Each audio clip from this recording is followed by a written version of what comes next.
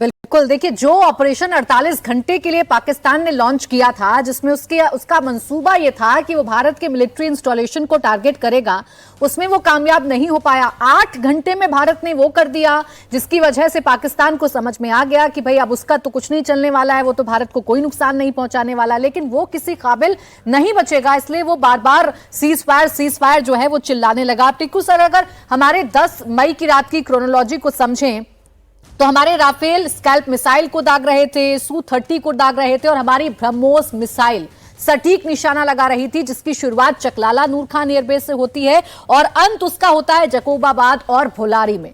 इसी ने पाकिस्तान को डरा कर रख दिया। हाँ, देखिए, वैसे भी ब्रह्मोस का नाम तो इससे पहले भी बहुत ज़्यादा लिया जाता था, लेकिन बैटलफील्ड एनवायरनमेंट में टेस्ट नहीं हुआ था। इनफैक्ट ये जो नए किस्म का युग है, मॉडर्न वॉरफेयर है, ये पहले हमने कभी नहीं लड़ा और पाकिस्तान को भी इसका चैलेंज कभी नहीं उठाना पड़ा। लेकिन मैं मानता हूँ कि ब्रह्मोस एक बहुत डिसाइसिव वेपन साबित हुआ। S-400 को हमने यूज़ किया, लेकिन बहुत कम यूज़ किया। लेकिन ब्रह्मोस जो है, मैं मानता हूँ कि इस पूरे युद्ध में अगर कोई वेपन सिस्टम बड़ा ज़बरदस्त साबित हुआ, दो हैं, आकाश और ब्रह्मोस, लेकिन ब्रह्मोस बहुत ज़्यादा इफेक्टिव साबित हुआ। देखिए, मैं आपको एक चीज़ बताना चाहता हूँ। एक हमने ये जो AEW या तकरीबन वो वैक्सी है, हमने कैसे मारा उसको? हमने उसको ट्रैक किया, हवा में ट्रैक किया। हवा में ट्रैक करते करते करते पूरा हमने उसको ट्रैक किया और फिर वो लैंड हुआ। वो लैंड करते करते भी हमने ट्रैक किया और जैसे ही वो अपने हैंगर में घुस गया, हमने ब्रह्मोस लगाकर उसको बर्बाद किया। मतलब ये है कि हमने ये उनको बताना, ऐसा नहीं कि पाकिस्तान को नहीं पता था, लेकिन हमने उनको ये बताना है कि भैया आपका जो एयर डिफेंस और सर्विलेंस सिस्टम है पूरा डिग्रेडेड है और पाकिस्तान के लिए और कोई चारा नहीं था कि अमेरिका के पास जाकर रोना धोना, जैसे वो हमेशा ही करते हैं, और इस युद्ध को रोकने के लिए। क्योंकि हमारे ऑब्जेक्टिव्स बड़े क्लियर थे। ऑब्जेक्टिव ये था कि जिसने ये कार्रवाई पहलगाम में करी है वो आतंकवादी हैं, लेकिन स्टेट स्पॉन्सर्ड हैं, लेकिन हम सिर्फ उन्हीं के ऊपर हमला करेंगे। इसीलिए हमने 6 पाकिस्तान ऑक्युपाइड जम्मू एंड कश्मीर में चुने। वो तकरीबन उसमें से 2 LET के हैं और बाकी सब हिजबुल मुजाहिदीन के ट्रेनिंग एरियाज थे, और 3 हमने पाकिस्तान, मेनलैंड पाकिस्तान में किए, पंजाब वगैरह में किया। तो बिल्कुल क्लियर थे हमने किसको मारना है। लेकिन अनफॉर्चुनेटली और फॉर्चुनेटली फॉर अस कि पाकिस्तान ने बिल्कुल क्लियरली दिखाया, भाई पहले तो हम इनको स्ट्रेटेजिक एसेट्स बोलते हैं, ये तो इनकी फर्स्ट लाइन ऑफ डिफेंस हो गई। कोर कमांडर भी आया उनके नमाज जनाजा में, और उनका DIG, मतलब बिल्कुल क्लियर था। उसके बाद उनके पास कोई चारा ही नहीं था, बल्कि हमारे ऊपर वो हमला करते, और उनके पास ड्रोन है, ड्रोन से हमला किया और वो नाकारा साबित हुए।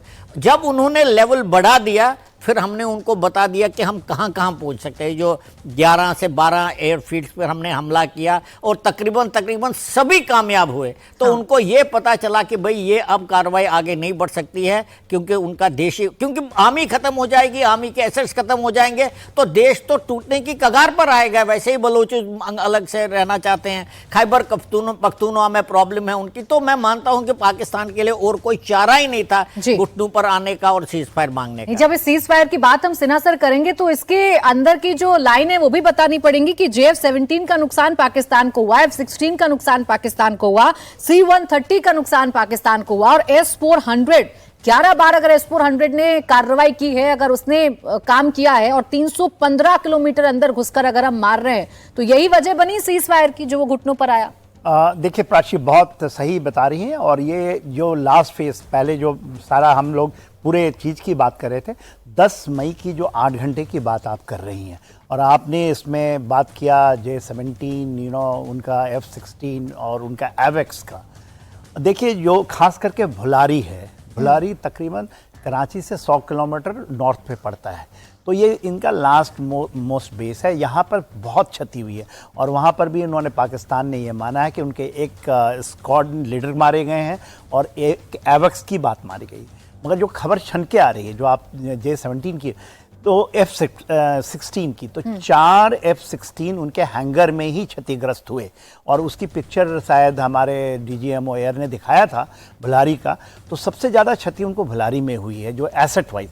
एवेक्स भी जो हुआ है जिसमें एक स्क्वाड लीडर मारे गए हैं, एवेक्स इन द एयर में नहीं था, ग्राउंड पे ही था शायद वहाँ, और उसमें वो रेडी कंडीशन में था जो मारा गया, जो भुलारी की आप बात कर रही हैं। फिर आपने एक बात पूछा बहुत कि ये S-400 ये पहली बार खबर आई है और हिंदुस्तान टाइम्स के अंदर आई है, तो इसमें कितना है कि 11 बार यूज़ हुआ है। तो 11 बार यूज़ करने का यदि मैं विश्लेषण करूं आपके लिए तो तकरीबन 3 से 4 दिन की लड़ाई हुई, 90 घंटे की लड़ाई हुई है और ये रिट्रीब्यूशन 7 तारीख को हुई है। तो 7 तारीख को जरूर जब हमने हिट किया, इन 25 मिनट्स वी हिट 4 टारगेट्स, तो ऐसा नहीं कि पाकिस्तान चुप बैठा होगा, उसका रिट्रीब्यूट किया होगा। देखिए S-300 की सबसे बड़ी कैपेबिलिटी हमारे दर्शकों को समझनी चाहिए। जो 300 किलोमीटर हम डीप इनसाइड देख सकते हैं, सबसे बड़े उसका जो एसेट है उसका, और तकरीबन वो 600 kilometre sorry inside, deep inside, और 300 टारगेट। सोच लीजिए यदि पाकिस्तान के किसी भी जगह से 300 टारगेट उठता है, चाहे प्लेन उठे या कोई चीज़ उठे, ड्रोन, वो उसको पकड़ सकता है 600 किलोमीटर इनसाइड। और वो क्या करता, क्या वो 600 बार फायर करेगा? नहीं करता। उसकी तकनीकी, उसका इंटीग्रेशन हमारे आकाश तीर से हुआ है, जो एयरफोर्स का अपना एक कमांड सिस्टम है जो कि पुराना टेस्टेड सिस्टम है, और उसका दोनों का इंटीग्रेशन, और वो एलोकेट करता है टारगेट।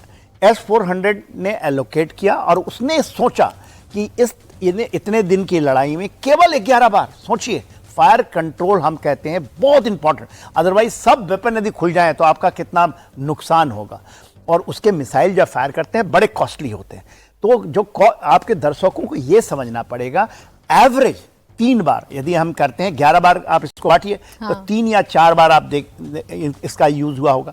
मेरा ये मानना है कि ये सेकंड रात जो 8-9 की रात है, 9-10 की रात है, इसका सबसे ज्यादा यूटिलाइज हो सकता है, 4 बार या 5 बार हुआ। और ये जो बहुत अच्छी बात जो खुल के आई, यदि ये सच्चाई है कि 11 बार ही फायर हुआ, तो 11 फायर हुआ तो 1 या 2 मिसाइल ही फायर हुए होंगे और वेरी इफेक्टिव वैल्यू टारगेट के ऊपर में फायर किया गया होगा।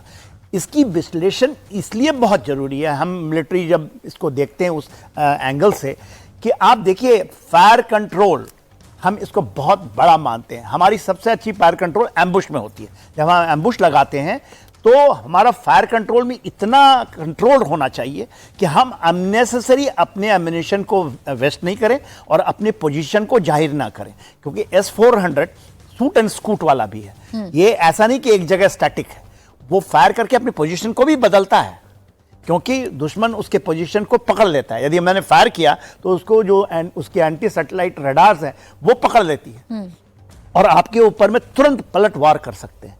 तो वो थोड़ा सा हट करके अपने पोजीशन को चेंज करता है।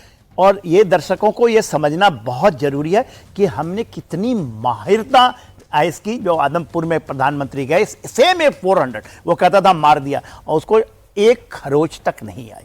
बिल्कुल, और उसने नुकसान पाकिस्तान को ही पहुंचा दिया है। लेकिन पाकिस्तान के लिए मुसीबत सिर्फ ये नहीं कि उसने कितना नुकसान उठाया इन 90 घंटों में, उसे कैसे घुटनों पर आना पड़ा। एक और मुसीबत है जो उसके सामने है, वो पानी पानी चिल्ला रहा है, क्योंकि पानी को लेकर फिलहाल पाकिस्तान में हाहाकार मचा हुआ है।